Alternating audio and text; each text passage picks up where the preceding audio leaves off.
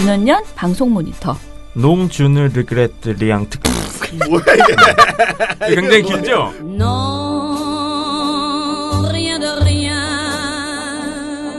이게 굉장히 낯선 단어처럼 들리잖아요. 이게 이제 제가 매주 한 곡씩 들고 오는데. 되게 정색하면서 얘기해. 네. 여기 제가 매주 한 곡씩 들고 오는데 이번 주 들고 온 노래 제목이 이겁니다. 농준을 르그레트 리앙. 이게 프랑스어고요.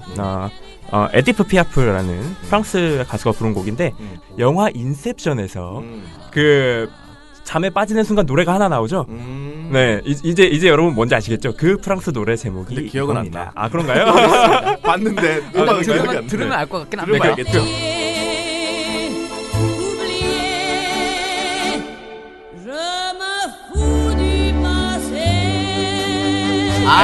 네, 뭔지 아시겠죠? 네. 온 것을 아시죠? 네. 그게 그 노래구나. 네, 그 노래 제목이 이겁니다. 근데 이게 무슨 뜻인데? 요게 아니요 후회하지 않아요. 이런 뜻인데요. 뭐 제가 그냥 사실 들고 온 이유는 뭐 별다른 뜻이 없고요. 인셉션 때문에 들고 온 겁니다. 인셉션이 꿈속에서 또 다른 꿈을 꾸잖아요. 네. 이 택배 노조 분들도 이미 인정을 한번 받았는데 또 인정을 받아야 되는 뭐 이런 상황입니다. 그래서 제가 오늘 이 노래를 들고 왔고요.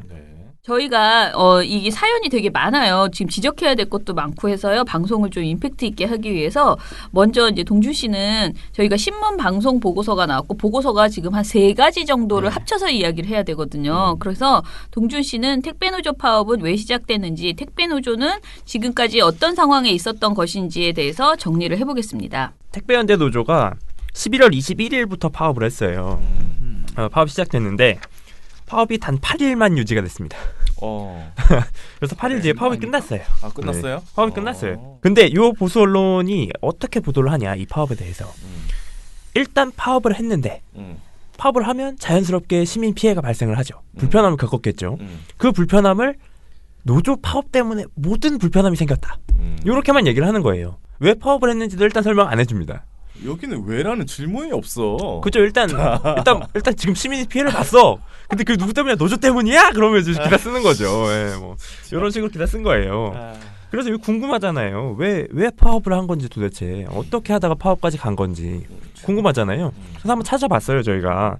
그래서 이거 택배노조가 왜 파업을 시작했는지를 먼저 정리해 드릴 텐데, 그래서 일단 근본적인 문제가 이 택배 기사분들이 특수고용 노동자입니다. 일반 노동자가 아니에요. 그래서 이 특수고용 노동자의 어떤 직책이 있냐면, 우리가 흔히 뭐 일상생활에서 보는 택배 기사분들, 또 뭐 퀵서비스 배달하시는 분들, 아니면 뭐 학습지 교사분들, 뭐 이런 분들이 있고, 저희가 주성치에서도 자주 다뤘던 방송 작가분들도 여기 특수고용 노동자에 포함되고요. 그리고 일용직 노동자분들 중에서 이 뭐 굴삭기라든지 크레인 기사분들, 이런 분들도 특수고용 노동자분들이에요. 그러니까 정규직이 아니고. 그렇죠. 뭐 계약직도 아니고. 맞습니다. 굉장히 애매한 형태인데, 그래서 이분들 같은 경우는 일단 본인들의 노동을 대가로 제공을 하고 임금을 받습니다. 근데 이게 일반 노동자와 달리 다른 이제 고용주와 위탁 관계를 맺는 거예요. 그래서 개인 사업자 대 개인 사업자 간의 계약 과정이 되는 거죠. 이런 식으로 계약이 되면 뭐가 문제가 생기냐면, 일단 이분들이 노동자인데 노동자로서의 지위를 일단 인정을 못 받고요. 그리고 노동자로서 당연히 받아야 될 어떤 방안들, 뭐 4대 보험이라든지 이런 부분에 해당이 되질 않아요. 그렇다 보니까 실제로 있었던 일이 한 공사장에서 이제 이분은 굴삭기를 운전하시는 분이었는데, 이 운전기사분이 공사 측에서 이 패널을 옮겨달라, 굴삭기로. 원래 그렇게 하면 안 됩니다. 그래서 이분이 처음에 거절을 하셨어요. 그거 원래 법대로 하면 안 된다, 못한다. 그런데 이분도 당연히 고용을 받는 입장이잖아요. 사람 쓰는 게 아니라 사람이 쓰여지는 입장이기 때문에 이분도 결국 거절을 하지 못하고 패널을 옮겼어요. 근데 여기서 그냥 옮겼으면 뭐 법만 위반하고 끝나는 건데, 패널을 옮기다가 이 패널이 떨어진 거예요. 근데 정말 여기서도 패널만 떨어졌으면 다행이잖아요. 근데 하필 패널이 떨어진 그 위치에 노동자 한 분이 계셨던 거예요. 그래서 그 일용직 노동자분이 돌아가셨어요. 근데 그러면 그 일용직 노동자분은 어쨌거나 산재를 처리를 해야 되잖아요. 그럼 이건 누가 봐도 이분도 고용된 분이고, 굴삭기 노동자 이 기사분도 고용된 분이잖아요. 그럼 산재는 누가 처리해야 되겠어요? 회사가 처리해야 되잖아요. 당연하죠. 근데 이게 법적으로 회사가 책임이 없는 거예요. 이분 특수고용 노동자이기 때문에 개인 사업자로 분류가 돼서 이분한테 산재가 떨어졌어요. 그래서 이분이 다 배상을 해야 되는 상황이 있었어요. 이런 식의 상황이 벌어지는 거예요. 그러니까 이 특수고용 노동자의 문제가 굉장히 심각하죠. 무섭네. 그러니까 이런 문제를 해결하기 위해서 뭐 정부도 대책을 마련하고 했습니다만 아직까지도 실제로 산업재해보험 같은 경우는 이 특수고용 노동자분들이 가입률이 거의 10%가 안 됩니다. 이 정도로 문제가 심각하고요. 그래서 이분들이 뭘 방안으로 꾸렸냐면 이렇게 되면 연대를 하고 노조를 꾸려야 된다. 노동조합을 꾸려서 우리의 목소리를 사책에 내야 된다라는 생각을 하신 거예요. 그래서 이분들이 굉장히 열심히 이 노조를 꾸리려고 노력을 하셨습니다. 근데 문제가 우리나라 노동법에 두 가지 법이 있죠. 한 가지가 근로기준법인데 근로기준법에서 이분들을 일단 노동자로 인정을 안 해요. 개인 사업자로 보는 겁니다. 그래서 일단 이분들이 근로기준법 상에서는 개인 사업자이기 때문에 노동조합을 꾸릴 수가 없다. 이런 판결이 거의 나온 적이 있었어요. 결과적으로 근로기준법에서 노동자를 인정을 하고 있지 않기 때문에 뭐 이런 CJ 택배 기사분들, 여러분들이 보시는 분들 중에 일부 기사분들은 CJ 대한통운 옷을 입고 일을 하고 CJ 대한통운 차를 타고 택배를 배달하는데 CJ 대한통운 노동자는 아닌 거예요. 이런 식이 되는 거예요. 되게 황당하죠. 그렇구나. 이렇게 황당한 일이 벌어지니까 노동조합을 꾸리기 위해서 다른 법을 하나 살피죠. 우리나라 노동법에는 근로기준법만 있는 게 아니거든요. 노동조합법이 있습니다. 근데 이 노동조합법에서는 다행히도 이분들을 노동자로 인정을 해요. 그래서 이 택배연대 노조가 작년 8월에 서울지방고용노동청에 노동조합 설립 신고를 제출합니다. 근데 이 과정도 굉장히 순탄치 않았어요. 5번 동안 이 설립 신고서를 보완하라고 다시 돌려받았고 그래서 결국 11월에 간신히 설립 필증을 받습니다. 노동조합으로 인정이 된 거죠. 이제 드디어 합법적인 노조가 생긴 거예요. 그래서 합법적인 노조가 생겼기 때문에 당연히 사측이 교섭을 해야 되잖아요. 노조가 생겼기 때문에 노동법상. 근데 사측이 교섭에 나섰느냐? 그렇지 않습니다. 왜? 무슨 짓거리를 하느냐? 교섭이 아니라 소송을 한 거예요. 소송? 무슨 소송을 했냐면 행정소송을 걸었는데 이 노조가 타당한지 모르겠다. 이 노조 설립이 타당한지 법적으로 확인을 받고 싶다. 해서 소송을 건 거예요. 이때부터 노조를 불인정한 겁니다. 아니 그런 소송도 할 수 있구나. 네, 노조 뭐 이게 타당한지 법상으로 타당한지 이렇게 소송을 건 거예요. 야. 웃기죠? 근데 저는 소송만 걸었으면 차라리 나았을 뻔했어요. 소송은 저도 걸 수 있다고 봅니다. 근데 그러니까 소송을 걸더라도 교섭은 해야죠. 근데 교섭을 안 한 거예요 일단. 근데 문제가 하나 더 있는데 교섭만 안 했으면 차라리 더 나을 뻔했어요 또. 무슨 짓거리를 하냐면 노조를 탄압하는 겁니다 이제. 왜냐하면 당연히 사측 입장에서 이 노동자 특수고용 노동자 노조가 생기는 게 탐탁치가 않았겠죠. 그래서 이걸 누가 밝혔냐면 SBS입니다. SBS에 저희 민원연 좋은 보도상을 받으러 왔었던 원종진 기자. 기억하시는지 모르겠지만 이마트와 고용노동부의 유착관계 요걸 폭로를 해서 상을 받았었죠. 원종진 기자 기사인데 제목이 이겁니다. 따옴표 열고 노조원 일감 안 줄여 별별 하트 표시. 요게 인터넷에서 한번 또 굉장히 화제가 됐었는데 이 택배를 자세히 보면 그 택배에 붙어오는 이름에 별과 하트가 있는 게 있어요. 근데 이 별과 하트가 뭐 그냥 넣었나 싶었는데 그게 아니었던 거예요. 그래서 어떻게 이 탄압을 한 거냐면 SBS 설명이 이렇게 됩니다. 지난 6월 말부터 CJ 측은 노조 소속 기사가 담당한 지역엔 배송 물품을 따로 빼내 자사 직영 기사에게 맡기고 있습니다. 배송 전에 물품을 배달 지역별로 분류하는 작업을 해야 하는데 노조가 작업을 거부했다는 이유에서입니다. 따로 빼내는 물품 상자인 별이나 하트 표시를 해뒀습니다. 배송 지연이 일어나고 있는 경남 창원의 한 아파트입니다. 20개 정도의 택배 물건들이 배송돼 있는데 절반 정도에 이렇게 검은 별 표시가 찍혀 있습니다. 따로 빼내는 과정과 빈번한 실랑이 때문에 경남과 울산, 경기 일부 지역에서 배송이 늦어지고 있습니다. 택배 노조 기사들의 삶은 더 팍팍해졌습니다. 많게는 하루 200개까지 물건을 날랐는데 요새는 하루 서너 개가 고작이기 때문입니다. 기껏해야 하루 2-3천 원 버는 셈입니다. 집에 가면 와이프도 힘들다. 생계 이거 이번 달 돈이 얼마 나가는데 이거 어떻게 할 거냐. 그럼 단돈 700원도 안 되는 그 정도 인생을 살고 있다는 느낌 받으면 정말. 그러니까 이런 식으로 하트와 별을 붙여준 게 원래는 노조들이 배달을 해야 되는 건데 이걸 빼내는 거예요. 꼼꼼하다. 그러니까 대단하죠. 그러니까 대단하죠. 그러니까 이렇게 표시돼 있는 걸 빼내서 이 직영 기사들한테 주는 거예요. 일감을 안 준다. 네. 딴 데로 빼돌린다. 그렇죠. 그리고 이 기사분들이 뭐 대부분 대리점마다 다르다곤 하지만 700원에서 800원 정도 수준의 한 건당 하나 배달하는데 그렇죠. 배달료를 받는다고 해요. 근데 이런 식으로 하게 되면 아까 뭐 SBS 보도에서 나왔지만 하루에 2-3천 원씩 버는 거예요. 이런 식으로 일감이 없어져 버리니까 이런 식으로 탄압을 한 겁니다. 근데 사실 이런 식으로 일감만 뺐었으면 좀 덜 나쁠 뻔했어요. 아유 또 뭐? 왜? 아우 점점 나빠져. 점점 나빠지죠. 네. 하나 더 있습니다. 네. 이 블랙리스트까지 만든 거예요. 노조원을 대상으로 좀 블랙리스트까지. 무섭더라고요. 근데 보니까 야, 신기하죠? 진짜 하는 거 다 하네. 무섭지 않아요? 진짜 사람을 일단 들어보고 얘기를 해야 될 것 같습니다. 나쁜 짓을 하는 방법은 진짜 거의 다 비슷한 것 같기도 아니 하고. 같은 그렇습니다. 학원 있나 봐 진짜. 그래서 이것도 원종진 기자의 기사인데 SBS 노조 활동하면 일감 없어 블랙리스트 있나 요겁니다. 이게 10월 7일 기사였는데요. 서울 강남 지역에서 택배 일을 하는 A씨는 대리점이 아닌 동료 기사한테 일을 받아 물건을 배달합니다. 오랫동안 택배 기사 일을 했지만 지난해부터 택배 대리점에서 일을 주지 않았기 때문입니다. 택배를 하려고 차도 사고 모든 준비를 다 하고 올라와서 하고 있는데 코드가 안 나오고 남의 이름으로 물건을 받고 물건을 배송할 수밖에 없어요. A씨는 택배현대노조 조합원인데 CJ 대한통운이 노조 활동을 문제 삼아 일감을 못 받게 하고 있다고 주장합니다. 택배기사들은 대리점과 계약을 맺은 뒤 택배 회사로부터 사번을 받아 일하는데 CJ 측이 일부 노조원들에게 사번을 발급하지 않는 방식으로 일을 못 받게 한다는 겁니다. 이 주장을 뒷받침하는 대화 내용은 이렇습니다. 취업 불가 명단에 포함되어 있는 사람이라고 사번이 안 나온대. 제 주민등록번호나 이런 걸 치면 그냥 그렇게 뜬다는 거예요. 채용 불가 명단에 포함되어 있는 사람입니다. 사번이 안 됩니다. 그렇게만 이제. 대리점주가 이 얘기를 합니다. 취업 불가 명단에 포함되어 있는 사람이라고 사번이 안 나온대. 헐.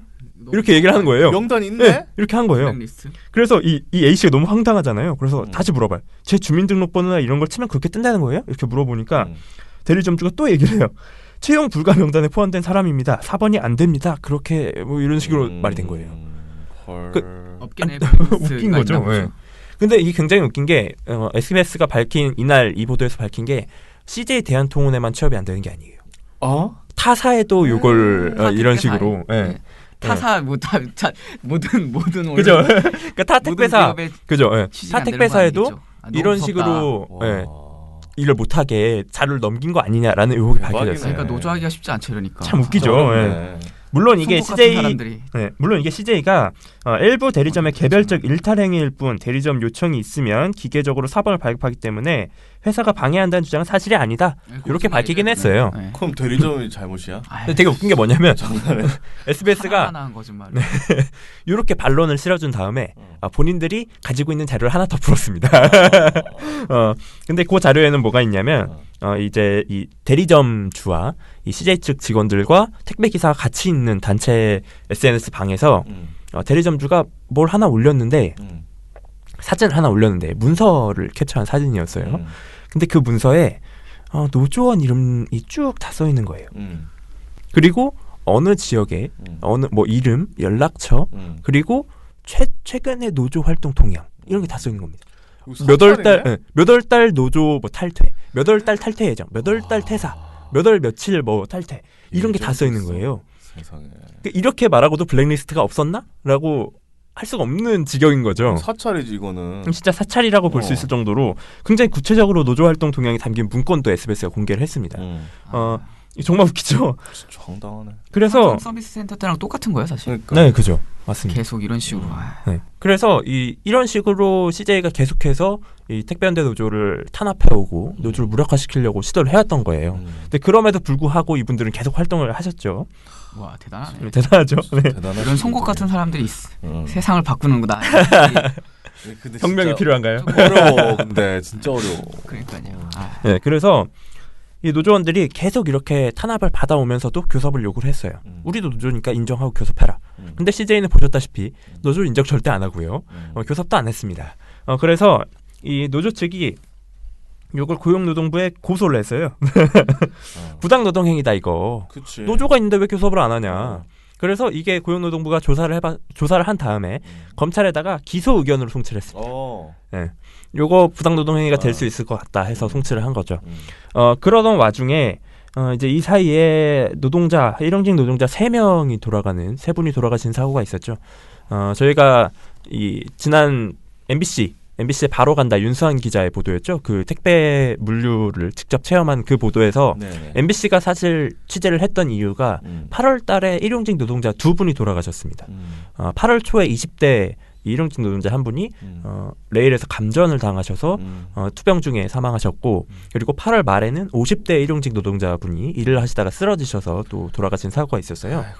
근데 그것뿐만 아니라 2달이 채 안 돼서 10월 29일에는 똑같이 대전 물류센터에서 노동자 한 분이 트레일러에 치여서 또 돌아가셨어요. 그러니까 이렇게 해서 총 3분의 일용직 노동자가 돌아가신 거예요.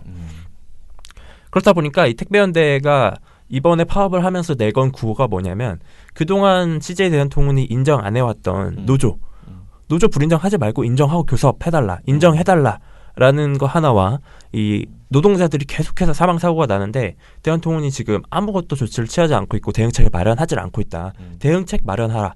요 2가지를 걸고 파업을 한 거예요. 아 근데 웃기잖아. 노조가 있는데 그걸 인정하라고 세상에. 그죠. 그러니까 합법적으로 인정받은 노조를 또다시 인정받기 위해서 이 파업을 한다는 것 자체가 좀 상황이 웃긴데 어쨌거나 이런 아무도 얘기를 해주지 않았던 파업의 원인, 파업의 목적이 이거였습니다. 이렇게 얘기를 하면서 파업을 했던 거예요.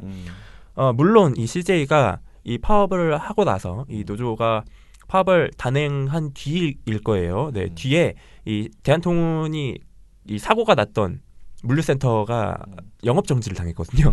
그래서 영업이 풀리면서 사고들에 대해서 대응책을 마련하겠다라고 이야기를 했고 뭐 유가족에게도 사과의 뜻을 밝힌다 뭐 이런 이야기를 기자들에게 퍼뜨리는 문자를 통해서 일단 얘기를 했다고 해요. 네, 그렇게 얘기를 했다고 합니다. 어쨌거나 대응책이 나왔다는 것 자체가 다행이기 때문에 뭐 이런 변화가 살짝 있었어요. 근데 노조에 대해서는 여전히 불인정하고 있는 상태인 거죠. 그래서 이분들이 파업을 선언을 했던 거고요. 파업을 선언한 뒤에 8일 뒤에 이 파업을 복귀했다고 했잖아요. 네. 복귀한 이유도 그겁니다. 사측이 결국은 이 파업 지역, 파업하는 노조원이 있는 지역에다가 말 그대로 택배 업무를 막 다 중단시킨 거예요. 그러니까 니네 파업해? 그럼 택배 받지 마. 그래서 이제 파업 지역 택배 접수 중단 조치를 내렸는데 이렇게 되면 어떻게 되냐면 말 그대로 그 지점에서 택배 업무 아무것도 못 하는 거예요. 배달 자체도 안 되고 접수 자체도 안 되고 뭐 이런 피해가 생기는 거죠. 그렇다 보니까 실질적으로 정말 시민들에게 피해가 갈 수 있는 조치였던 거예요. 그래서 8일 동안 하다가 이게 도저히 안 되겠다. 이렇게 하다가는 진짜로 우리가 파업하는 것 때문에 다른 사람들만 피해를 보고 이러면 안 되겠다라고 해서 파업을 풀겠다라고 사측에 통보를 합니다. 우리가 28일 0시 기준으로 해서 파업을 풀겠다라고 얘기를 하고 다음날 출근을 했는데 분명히 노조는 파업 복귀 선언을 한 거잖아요. 그럼 받아들여야 되거든요. 사측이 이걸 안 푸는 거예요. 택배 업무 중단 조치를 안 푸는 거예요. 그래서 왜 안 푸는 거냐라고 물어봤더니 너네가 그 파업한 인원들이 개별적으로 와서 복귀 신고해라. 근데 이 의미가 뭐냐면 노조라는 걸 인정 안 하는 거예요. 왜냐면 노동조합이 없으면 파업을 했다가 개인이 와서 신고를 해야 되거든요. 그런 식으로 생각하는 거예요. 노동조합 지위 자체를 인정하지 않기 때문에 너네가 파업을 선언했으면 개별적으로 와서 파업 복귀한다고 신고해 라고 한 거예요. 진짜 황당하죠? 이게 진짜 황당한 일이에요. 끝까지 가보자는 거지. 그렇죠. 끝까지 가보자는 거죠. 이래서 일부 지역에서는 파업이 안 풀린 거예요. 그러니까 이게 분명히 노조는 파업 풀겠다고 했는데 사측이 인정을 안 해서 지금까지 계속 뭐 피해가 발생했던 거예요. 근데 이런 배경을 짚어주는 보도가 단 하나도 없는 거예요. 자, 그러면은 이렇게 노조가 파업 복귀 선언을 하고 뭔가 이렇게 일을 했음에도 불구하고 외국 보도들이 나오기 시작하거든요. 그러면 우리가 방송사 저녁 종합 뉴스가 택배연대 노조 파업에 대해서 어떻게 보도했는지 보도량과 또 아주 심각했던 보도 내용들 대표적인 사례들을 좀 정리를 해보도록 하겠습니다. 그래서 저희가 이거를 한번 어떻게 보도했나 방송사 저녁 종합 뉴스가 그래서 한번 살펴봤습니다. 노조가 파업을 시작한 11월 21일부터 12월 5일까지 보도를 살펴봤는데 일단 보도 자체가 굉장히 적습니다. 보도를 한 방송사가 단 2곳이 있었는데요. 어디였을까요? 네. 안 한다. 네. 두 곳 어렵네. 이거 어렵습니다. 이거는 SBS, MBC. 네, 땡이고요. SBS, MBC가 보도했으면 참 다행이죠. 네. 보도를 한 방송사 TV조선, MBN이었습니다. 심지어 MBN 보도 같은 경우는 저희가 한번 보고서로 낸 적이 있어요. 저희 방송을 모니터하시는 인턴분께서 브리핑 형식으로 보고서를 쓰셨던 적이 있는데 당시 MBN 보도 제목이 단독 보도였습니다. 대체 인력 투입했다고 발로 차고 던지고. 네, 그래서 이 노조원들이 사측에서 대체 인력 지금 투입했다고 택배를 지금 발로 차고 던졌다. 이런 얘기만 하는 거예요. 파업 얘기하면서. 이런 보도였거든요. 아니 그러니까 파업때 대체 인력을 했다고? 그죠. 예. 파업때 대체 인력 하면은 안 되는데 그거 부당 노동행위인데. 일단 뭐 그런 설명도 없어요. 그냥 이런 노조를 식으로만 인정 안 해서 그냥 그렇게 하는 건가? 뭐 이런 식으로만 그렇게 하는 거예요. 이미 그래서 저희가 이걸 한번 얘기를 했어요. 노조원들의 폭력성만 부각하고 왜 이렇게까지 사태가 번진 건지 도저히 설명을 하지 않는다. 근데 같은 날, 물론 같은 기간에 울산 KBS 같은 경우는 노조원들의 입장도 보여주고 어떻게 파업이 진행되어 왔는지를 설명을 했거든요. 그래서 저희가 이걸 한번 보고서로 낸 적이 있는데 TV조선의 보도 도대체 어떻게 했을까? 궁금하잖아요. 그래서 이 TV조선의 보도 두 건을 한번 모니터를 해봤습니다. 보지도 않았는데 벌써 열받. 그래서 TV조선의 첫 보도가 언제 나왔냐면 11월 30일 날 나왔는데요. 30일 날 보도에서 뭘 부각하느냐? 노조 때문에 지금 시민이 피해를 보고 있다. 요게 딱 부각이 되는 겁니다. 네. 굉장히 웃긴데 첫 보도 제목이 이거예요. 파업 풀었다는데 택배 대란 여전. 시민 골탕. 골탕? 네, 골탕 먹고 있다 지금 시민들이. 그래서 오연주 앵커가 보도 시작하면서 이렇게 얘기합니다. 택배 노조가 어제 파업 종료를 선언했지만 울산과 광주 등 일부 지역은 여전히 정상적으로 배송이 이루어지지 않고 있습니다. 노사가 파업 동안 쌓인 이 택배 배송을 놓고 서로에게 책임을 떠넘기는 건데 보다 못한 시민들이 택배를 직접 찾으러 가고 있습니다. 정민진 기자입니다. 그래도 네. 반반 해줬네. 노사가 지금 책임 미루고 있다. 이렇게 얘기하잖아요. 그러면 리포트에서도 반반으로 나와야 되잖아요. 그치. 근데 아무리 눈을 씻고 찾아봐도 사측이 잘못했다는 얘기가 없는 거예요. 혹시나 했네. 저도 그래서 이 멘트만 듣고는 혹시나 했습니다. 이거 사측 문제 짚어주나? 사측이 잘못한 것도 이렇게 설명해줬단 말이야? TV조선이 궁금해서 봤는데 정민진 기자 리포트에서는 그런 내용이 없습니다. 일단은 CCTV 화면 보여주면서 막 이렇게 얘기해요. 컨베이어 벨트가 멈추고 택배 상자는 땅에 어지럽게 널브러져 있습니다. 한 노조원은 컨베이어 벨트 위에 올라가 있습니다. 창원에서는 노조원들이 택배 사무실을 9시간 동안 점거했습니다. 경찰의 퇴거 명령에도 아랑곳하지 않습니다. 퇴거 요청 나옵니다. 마지막 경고드립니다. 일단 노조원들 저렇게 이 보도만 보면 노조원이 저렇게 파업을 해가지고 내가 지금 택배를 못 받고 있단 말이야? 이런 생각이 들 수 있죠. 그렇지. 네. 그러면 이 다음에 사측 얘기가 나와야 되잖아요. 사측 얘기가 없어요. 사측 얘기가 없어요. 그 다음에 무슨 얘기하냐면 파업 동안 적체된 택배 10만여 개를 두고 노조는 회사는 노조가 배송하라며 서로 미루고 있기 때문입니다.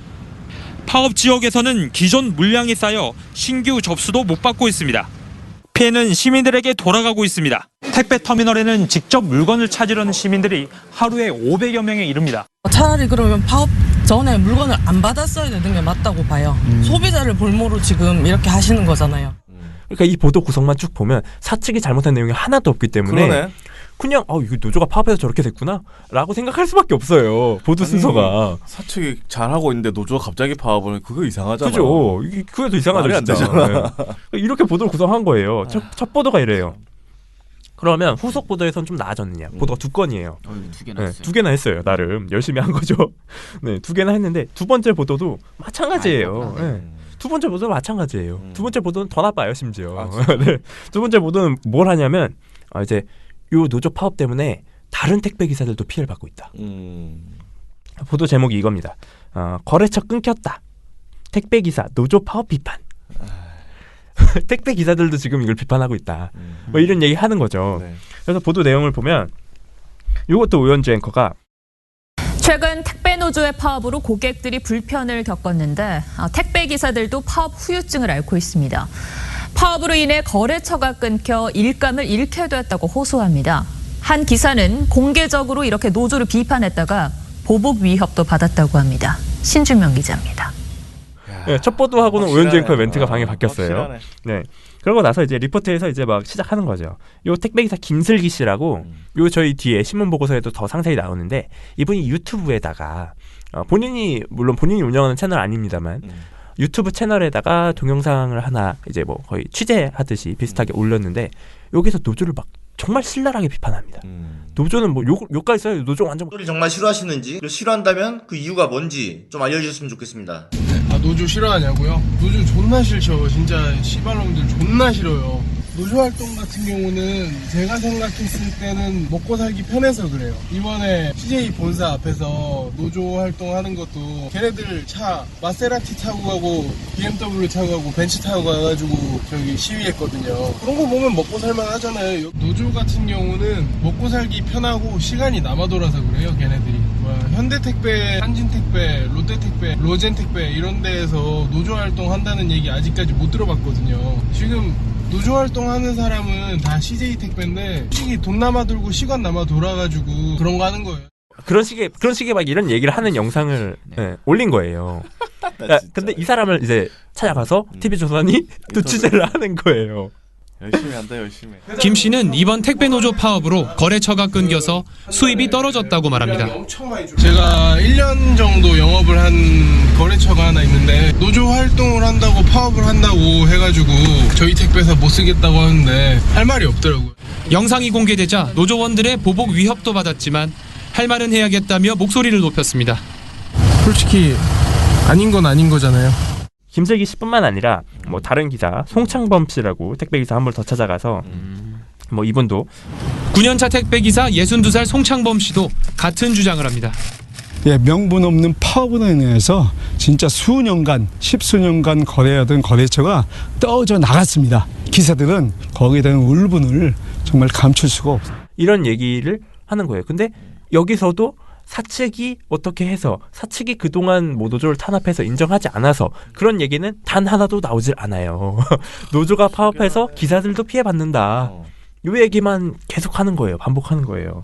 아니 어째 그렇게만 할 수가 있지? 리포트를. 웃기죠. 네. 그러고 나서 이제 뭐 보도 말미에는 대한통운 입장도 나와요. 아예 대놓고 사측 입장이 나와요. CJ 대한통운은 전국 택배 기사 17,000여 명 가운데 800명 정도가 노조에 가입했다고 밝혔습니다. 이 가운데 160여 명은 지난 28일 공식적인 파업이 끝났지만 아직 배송을 거부하고 있습니다. TV조선 신준명입니다. 아까 말씀드렸잖아요. 이 배송을 거부하는 게 아니라 복귀하지 못한 배경이 있잖아요. 사측이 개별적으로 복귀 신고를 하라고 했고 이런 얘기는 하나도 없는 거예요.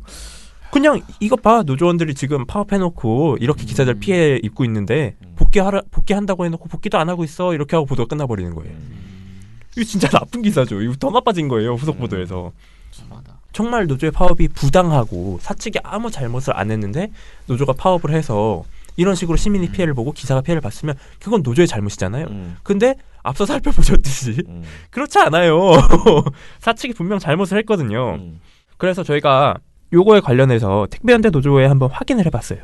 요 보도가 정말 사실인지. 그리고 택배연대 노조가 저희한테 제보를 준 부분도 있고. 그래서 사실관계를 좀 말씀드리면 TV조선이 일단 기자가 그렇게 얘기했잖아요. 컨베이어 벨트가 멈추고 택배 상자는 땅에 어지럽게 널브러져 있습니다. 한 노조원은 컨베이어 벨트 위에 올라가 있습니다. 요렇게만 얘기를 했잖아요. 근데 이 컨베이어 벨트에 올라간 이유가 있었던 거예요. 택배연대 노조 측을 통해서 저희가 확인을 한 결과 요 배송 복귀를 선언을 했잖아요. 파업 복귀를 선언을 했는데 사측이 인정을 안 하는 거예요. 개별 복귀 안 하면 그건 복귀 아니다. 인정을 안 하니까 기사분들이 차를 못 타게 하니까 그러면 우리가 레일을 돌려서 이 택배를 분류한 다음에 차에 싣고 배송을 하겠다라고 한 거예요. 근데 그렇게 작업을 하는 도중에 이 대리점에서 레일을 꺼버린 겁니다. 그러니까 택배를 옮겨야 되니까 레일 위에 올라간 거예요. 근데 이런 과정을 하나도 설명 안 하는 거예요. 그래놓고 이것 봐 얘네 레일 위에 올라가가지고 지금 작업을 방해하는 듯이 뭐 이렇게 표현을 해놓은 거죠. 아니 근데 이 기자나 이 데스크는 과연 노조가 진짜 갑자기 가만히 있다가 조용히 가만히 다 일을 하다가 갑자기 파업을 하고 아무 이유 없이. 그죠. 그랬다고 생각했을까? 파업을 한 번도 안 해봐서 그럴까요? 안 했겠죠 당연히. 당연히 노조 혐오를 붙이고 생각을 해야 생각을 머리가 있으면 다 이게 다 짜여진 프레임 아니겠습니까? 다 노조 물론, 공격하고 진짜. 노조 나쁜 놈이다 이러기 위해서. 그죠. 물론 이게 이 이렇게 보도에서 폭력적이다 이러면서 신중명 기자가 노조 측 입장을 듣겠다고 전화를 하긴 했어요. 근데 노조가 당연히 TV조선 보도 안 하지. 인터뷰를 안 하겠다라고 끊었거든요. 그럼 자기가 취재를 해야 될 거 아니야. 그럼요. 아니 알아봐야 될 거 아니야. 별로 어렵지도 않아요. SBS 보도 몇 개만 보면 되는데 그거 별로 어려운 일도 아닌데 이렇게 하는 거예요.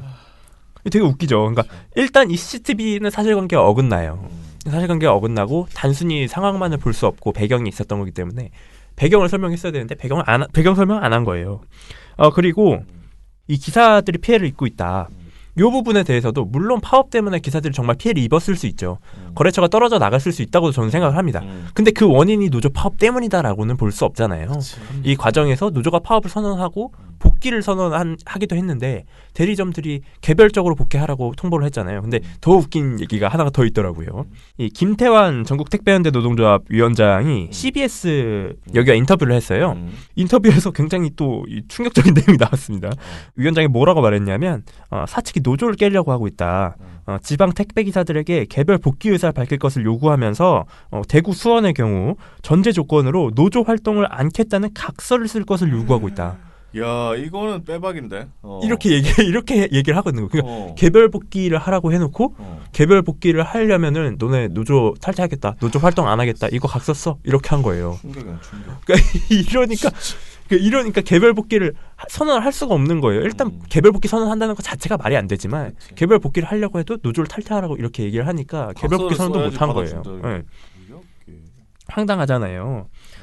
이런 배경을 하나도 얘기를 안 하니까 마치 이 택배 기사들, 다른 기사들이 피해 보는 것도 노조 파업 때문이야. 이렇게 말이 돼버리는 거죠. 그래서 물론 방송사에는 없었지만 신문에서 좋은 보도가 있었습니다. 어디였냐면 한겨레였어요.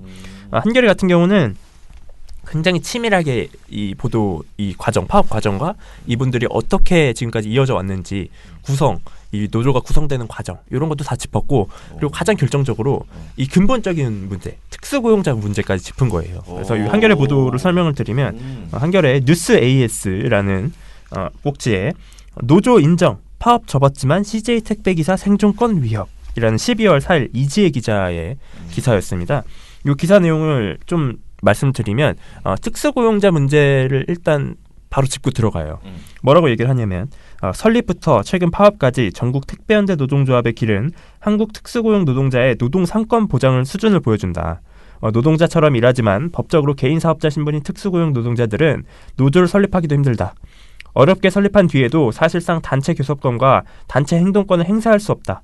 노동법 전문가들은 특수고용 노동자들의 노동 3권 보장은 법 개정이 필요한 문제라면서도 정부가 부당 노동 행위를 강하게 단속 처벌해서 지금 있는 특수고용 노동자 노조만이라도 활동을 실질적으로 보장해야 한다고 지적했다. 그러니까 이 문제가 단순히 이 하나의 문제가 아니고 특수고용 노동자 전체의 문제다라는 걸 지적한 거예요. 그러니까 TV조선이 이런 식으로 보도를 구성했으면 절대 이런 부분을 살폈으면 절대 이런 보도가 안 나왔죠. 그러니까 그리고 이게 기본적으로 언론이라면 당연히 시민이 피해를 보는 것 그게 있다면 왜 피해를 보는지를 알려줘야 되는 거잖아요. 그러니까 취재를 해야지. 이거는 그죠? 중계를 하고 있어요. 중계를 하는 거죠, 진짜. 그냥 그 CCTV 화면만 중계하고 지금 어떻다 저떻다 그 얘기만 하고 있잖아. 그렇죠. 그래서 저희도 보기에 물론 시민들이 피해를 입은 것도 사실입니다. 그죠. 일부 지역의 경우에는 일주일 넘게 택배 배송이 정말 안 된 거기 때문에 피해를 볼 수 있었는데 그러면 이 일부 지역 이 시민들이 보기에 여러분들이 피해를 겪은 이유가 이거예요라고 설명을 해줘야 되는 거잖아요. 근데 정말 다시 노조가 파업해서 해요 이게 아니잖아요. 이 과정 하나 자체가. 근데 지금 그렇게 하고 있잖아. 파업의 과정이 길었고 사측이 어떻게까지 노조를 불인정하고 탄압하고 막 이런 과정이 있었는데 이 과정의 전체적인 맥락은 특수고용 노동자의 문제가 있습니다라고 짚어야지 언론이잖아요. 근데 한겨레처럼 언론의 역할을 제대로 했으면 TV조선에서 이런 보도가 안 나왔다는 거죠. 우리 언론은 지금 전쟁 중입니다. 매일 7천만 명을 죽음에 이르게 할 수도 있는 언론. 언론사 스스로를 죽이고 언론 소비자도 위험에 빠뜨릴 수 있습니다. 더 나은 언론을 위해 민주언론 시민연합.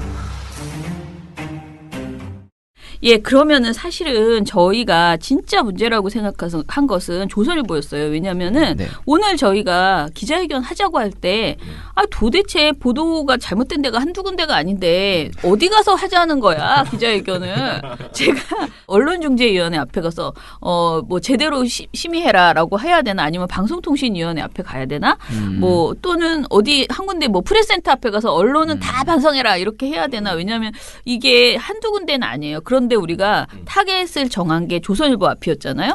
그 이유가 있어요. 그러니까 조선일보가 아주 대표적으로 진짜 이상한 보도를 이상하다기보다는 거짓말 보도죠. 저거는. 네. 그런 보도를 내놓은 바가 있고요. 그리고 조금 전에 말씀해 주신 것처럼 TV조선도 또 아주 종합적으로 그 방송 그러니까 신문 보도를 이렇게 그림으로 영상으로 만들어서 아주 한마디로 꼴값을 떠는 그런 보도를 내놨거든요. 네. 네. 저는 정말 꼴값을 떨었다고 생각을 하는데 자 그래서 우리가 조선일보 보도가 처음부터 지금까지 어떻게 했는지 요걸 좀 정리해 봅시다. 네.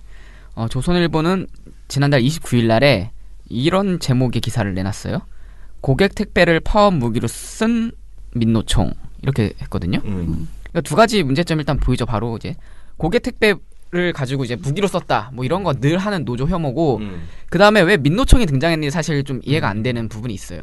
그러니까 택배 노조분들이 민주노총 산하지만 어쨌든 택배 노조분들이 한 거잖아요, 파업을. 네네. 근데 그걸 민노총이 했다고 자기들이 늘 맨날 민노총 공격하니까 그러니까 약간 이렇게 바꿔가지고 치환해서 공격하는 모습을 일단 보여줬고요.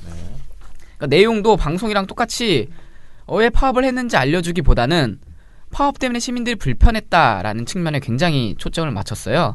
그래서 기사에 처음에 이렇게 시작해요. 도대체 여기서 어떻게 찾으란 말인지 뭐 이런 내용으로 시작하거든요. 그래서 시민이 그 택배 파업 때문에 이제 안 되니까 직접 집화장 가가지고 막 택배를 찾아왔다고 했잖아요. 그래서 그런 시민들 인터뷰를 따온 거예요. 그래가지고 뭐 사람 키만큼 쌓여있는 택배 상자 더미를 뒤지다 한숨을 내뱉었다. 이런 식의 하소연을 전해주면서 택배 노조 700여 명이 지난 21일부터 CJ 대한통운 상대로 뭐 노조를 인정하고 교섭에 나오라며 파업에 나선 뒤 이 지역 택배 배송은 일주일 넘게 사실상 마비됐다라고 이렇게 전했습니다. 그러니까 여전히 이제 시민 불편에 초점을 맞췄던 거죠. 그리고 이 시민 불편 외에도 보도의 대부분을 불편을 호소한 뭐 택배 대리점주, CJ 대한통운 사측 이런 사람들 소개하는데 지면을 할애했는데요. 뭐 대리점주들이 비슷한 일이 반복되지 않게 파업에 참여한 기사에게서 서약서 등을 받아야 한다. 뭐 이런 주장을 하거나 아니면 뭐 전국 택배 대리점 연합회 부회장이 발송이 안 돼 신뢰를 잃다가는 기업 고객 거래가 자칫하면 끊길 지경 뭐 이런 거. 또 다른 뭐 30대 주부가 내 돈 내고 받는 택배인데 여기까지 와서 무슨 짓인지 모르겠다. 뭐 20일 아이 장난감을 주문했는데 계속 배송이 안 됐다. 뭐 이런 식의 시민들의 어떤 불만과 불평 그리고 뭐 관계자들의 불만과 불평들만 전달했습니다. 반면 노조의 입장은 일반적인 요구인 것처럼 간단하게 처리가 됐는데요. 조선일보가 소개한 노조 측 목소리는 피해 확산을 막기 위해 29일부터 배송 업무를 재개하겠다는 입장과 원청자인 CJ 대한통운이 노조를 인정하고 직접 교섭에 나서라는 노조의 요구, 뭐 택배기사는 학습지 교사처럼 겉으로는 근로자처럼 보이지만 회사와 근로계약이 아닌 위임계약을 맺는 특수 형태 고용자라고 한 배경이 전부였습니다. 네, 그러면은 그거 말고 추가로 지금 TV조선이 한 번 더 보도했던 것도 TV조선이요? 아니 TV조선이고 조선일보 보도 네, 잠시만요. 또 있죠. 네. 그리고 이제 거의 뭐 악의를 가지고 네. 일방적으로 택배 노조를 공격하는 기사도 있었어요. 네네. 그래서 조선일보 11월 30일자에 택배 분류 방해하고 배송 거부하면서 파업 풀었다는 택배 노조 이런 기사에서 택배 노조가 파업 종료를 선언하고도 배송 작업을 거부하고 있다라고 전하면서 사진으로는 어떤 노조원이 막 컨베이어 벨트 위에 올라가가지고 좀 약간 무섭게 약간 항의하는 듯한 그런 사진을 게재했어요. 아까 저기 MBN에서 그거랑 비슷해요. TV조선에서 활용했던 같은 사진인 거예요 아마. 똑같은 겁니다. 네네. 뭐 그러면서 울산에선 노조원들이 택배를 분류하는 컨베이어 벨트에 엉뚱한 택배 상자를 집어던져 분류 작업을 방해했다. 사무실에서는 몸싸움을 벌이기도 했다. 경주에선 대체 배송 차량의 터미널 진입을 막았다. 라면서 마치 노조원들 때문에 택배 배송이 제기되지 않은 듯이 설명을 했는데요. 근데 사실은 아니겠죠. 약간 조선일보의 말이 약간 요즘에 다 믿기 힘들 지경이 됐는데 요즘에라니. 원래 그랬나요? 네. 일단은 의심을 해봐야 됩니다. 무슨 주장을 하든 간에 좀 가짜일 수 있다라는 의심을 가지고 좀 봐야 되는데 실제로도 현장에 있던 당사자의 목소리는 조금 달랐어요. 택배 노조 울산지의 조합원 말을 종합해 보면 자기 그 지에서는 지금 택배 노조는 어쨌든 복귀한다고 했잖아요. 근데 복귀한 걸 오히려 사측이 막았다.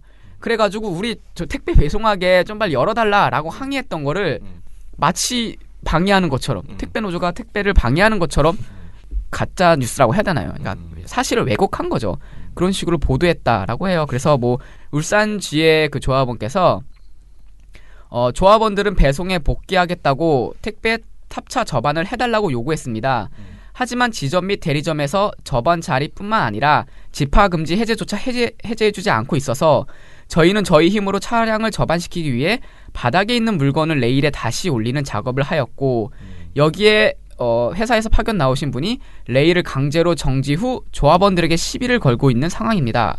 라고 했다고 해요. 근데 이제 마치 조선일보는 컨베이어 벨트에 엉뚱한 택배 상자를 집어던져 분류를 작업 방해했다. 누가 방해한 거야 도대체? 사무실에서 몸싸움을 벌이기도 했다. 그러니까 누가 한 거지? 누가 방해한 거예요 이게 도대체? 그래서 일단은 그 조합원께서 언론중재위에 정정보도 신청을 해놓은 상태라고 합니다. 근데 이게 될까요, 정정보도가? 사실관계가 완전 틀린 거 아닙니까? 일단? 예, 저거는 될 것 같은데요. 저는 정정보도라기보다 언론중재위원회는 방송통신심의위원회보다는 비교적 사실관계를 잘 파악해서 지금 결과를 내놓고 있기 때문에요. 아무리 못해도 정정보도는 나오지 않을까 그런 그렇죠? 생각이 듭니다. 네. 그러니까 사실관계를 취재를 안 했다라고 봐야 되는 거 아닙니까? 한번 물어봤으면 노조한테 물어봤으면 네. 그 현장 분위기를 알았을 텐데도 그냥 그거 사진만 보고 거의 소설 쓴 거지 않을까 이런 생각이 듭니다. 네. 자 그리고 나서도 또 동아일보에서 이상한 보도를 또 내놓은 것이었잖아요. 네. 근데 이제 동아일보 보도도 한번 짚어보고 나서 마무리 정리해보죠. 근데 여기서 아까 전에 사실 TV조선에서도 나왔는데 이 윽투버라는 뭐 혐오 발언을 굉장히 많이 해가지고 문제가 많이 됐던 유튜버예요. 최근에는 양심적 병역 거부자에 대한 혐오 발언을 해가지고 유튜브에서 삭제가 됐어요, 영상이. 증오성 발언 때문에. 그래서 유튜브로부터 제재까지 받았다고 해요. 근데 이렇게 문제가 많은 유튜버를 TV조선뿐만 아니라 동아일보도 그냥 그대로 인용을 했어요. 어쨌든 거기서 이제 어떤 아까 김슬기 씨라는 그 택배 노동자분이 나와서 인터뷰하는 형식이긴 했지만 일단 취재원 자체가 지금 신뢰가 전혀 안 되는데 그걸 그대로 가져와서 인용했다는 건 되게 큰 문제라고 생각하고 그래서 어떤 내용이었냐면 일단 그 윽투브 영상이 12월 6일 현재 조회수가 60만이 넘었어요. 대단합니다. 네. 그래서 영상의 주된 내용은 택배 기사의 노동 환경이 열악하지 않다는 그 김슬기 씨의 주장을 그냥 전하는 거였어요. 그래서 김슬기 씨가 여성도 충분히 할 수 있는 일, 남들이 생각하는 것처럼 노동 강도가 높지 않다라고 강변했다고 해요. 그런데 이마저도 동아일보는 제멋대로 전했는데 동아일보는 이렇게 얘기해요. 윽투버를 통해 같은 비지경 택배노조 파업을 작심 비판에 화제가 되었다며 뭐야 이게 비지경의 방점을 찍었지만 사실 영상에서는 비지경이라는 단어를 한 번도 언급하지 않았습니다. 비지경이 뭐야? 그러니까요. 이게 없는 말이래요. 없는 말이에요. 동아일보 만들어낸 거죠. 그러니까 CJ에서 직접 고용한 그 소속 노동자들이 굉장히 조금 있고 나머지 노동자들이 있는데 택배 기사들이 있는데 그냥 그걸 비지경이라고 그냥 찍은 거예요. 그래서 동아일보는 지경은 비지경에 비해 3분의 1 수준이고 산간지역 등 회피 지역을 주로 담당한다라고 했지만 일단 비지경 지정이 없는데 이렇게 참 취재를 제대로 안 하고 했지 않았을까 이런 거 해요. 그리고 동아일보 기사 속에서 서술된 내용만 봐도 너무 반박이 가능해요. 그러니까 동아일보는 간접 고용된 택배 기사의 수입이 3배가 넘는다고 얘기를 했거든요. 3배가 넘는데요. 이게 일단 상식적으로 잘 이해가 안 가요. 그렇게 맞다고 쳐요. 그러면은 택배 기사는 아까 CJ 대한통운은 직고용하는 게 이득이잖아요. 그쵸. 직고용 안 한 사람이 3배나 벌어가는데 가보들이 대한통운 뭐 자선업자야? 심지어 노동자들 직고용 해달라고 얘기하고 있는데 이 진짜 이 기사가 한번 논리적으로 진짜 거치고 생각을 하면은 이런 게다 못 쓴다니까요. 그러니까 택배 노동자 중에서 잘 버는 사람 진짜 소수에 몇 명 있을 수도 있죠. 있죠. 예. 있어요? 근데 모르겠어요. 있을 수 있다고 뭐 합니다. 나 그런 사람 찾아서 인터뷰 해봤으면 좋겠다. 그러니까요. 월 4,000씩 정말 번다. 막 진짜 하루 한 20시간 일하면 이게 없잖아요. 제한이 없잖아요. 그렇죠. 그러니까 밤에 막 10시에 11시 이렇게 와서 하시는 분은 그나마 좀 벌이가 낫겠죠. 근데 사람이 그렇게 일하려고 사는 것도 아니잖아요. 그렇게 일하면 다음날 9 to 5 해야 되는데 그런 사람들은 그렇게 많지가 않겠죠. 자는 시간 먹는 시간 빼고 일만 한다는 건데. 그렇게 하는 사람 뭐가 저 사람 저렇게 노력해서 돈 많이 벌었다라고 할 수 있을까요 우리가 과연? 참. 네, 그런 식이었던 거죠. 그래서 동아일보가 이 유튜버 그러니까 유명 혐오 유튜버에 인용을 해가지고 한 말들 중에서 틀린 게 한 가지 있는데 뭐냐면 직고용 기사가 상간 지역 등 회피 지역을 주로 담당한다라고 했거든요. 동아일보에서. 근데 이건 거의 틀린 말이에요. 왜냐하면 배송 구역을 확정하고 택배 기사를 배치하는 일은 대리점이 맡고 있다고 해요.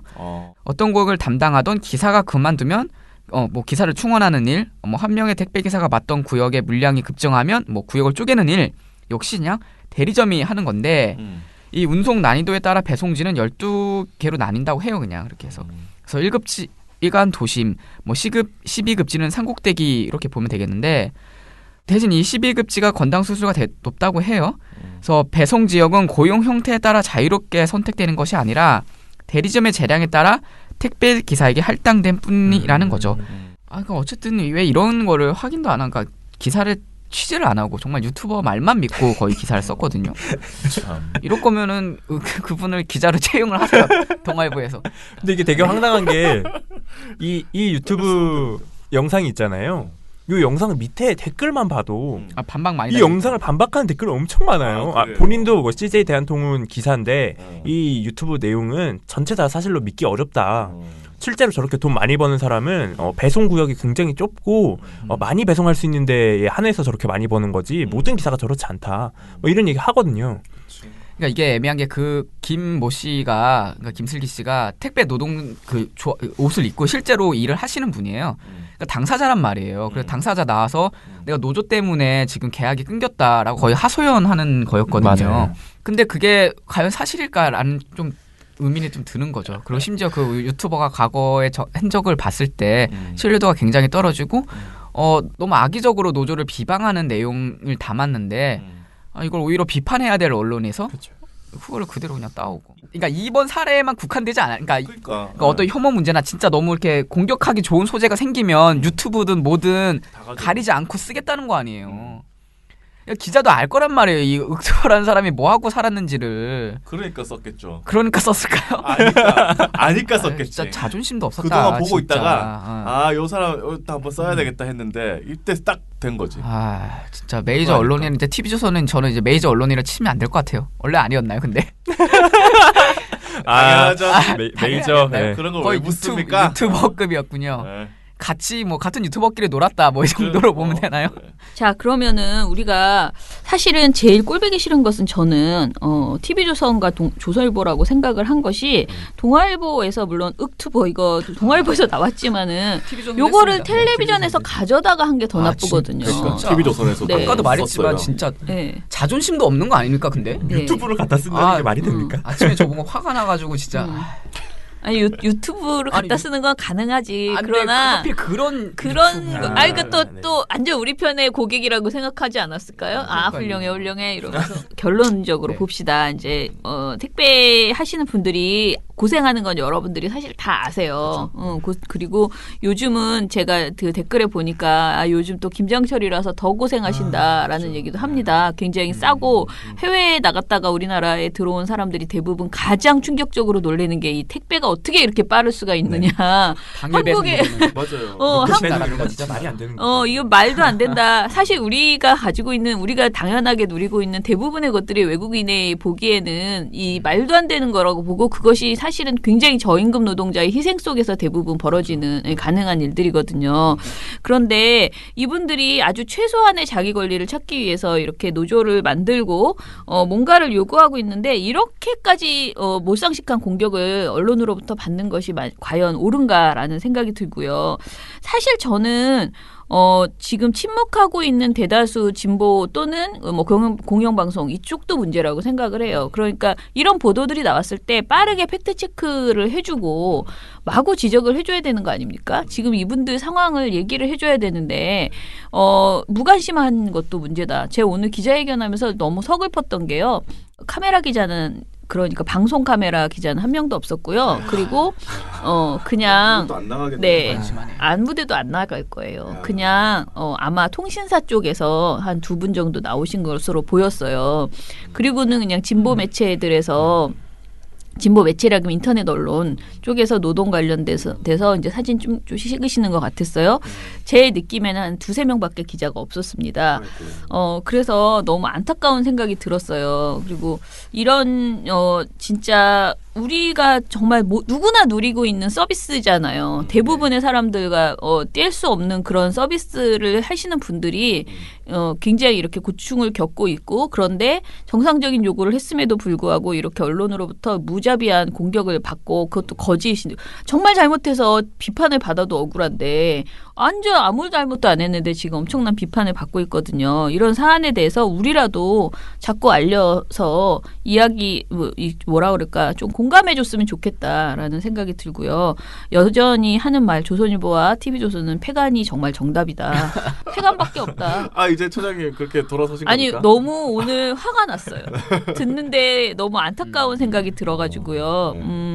안 됐어요. 그러니까 이 기분이요. 또 신문만 보시는 것과 좀 다를 것 같아요. 현장에 나가서 이렇게 들어보면 너무 안 됐어요. 네, 답답하고 그리고 이런 기자회견을 하는데도 그렇게 외면하고 있는 이 상황이 좀 속상하더라고요. 그래서 우리가 좀 더 관심 가져주시고 이 방송도 좀 여러분들이 많이 이렇게 같이 공유하셔가지고요. 세상에 이런 일이 있다는 것을 알고 또 나 자신부터 알고 우리 식구들한테 알려주면 돼요. 택배노조 이런 일이 있었단다라고 하면서 많이 알려나가면 좋겠다라고 생각을 합니다. 우리 모두 다 노동자잖아요. 네, 노동자라면 그러니까요. 한번 더 생각해봤으면 좋겠네요. 네.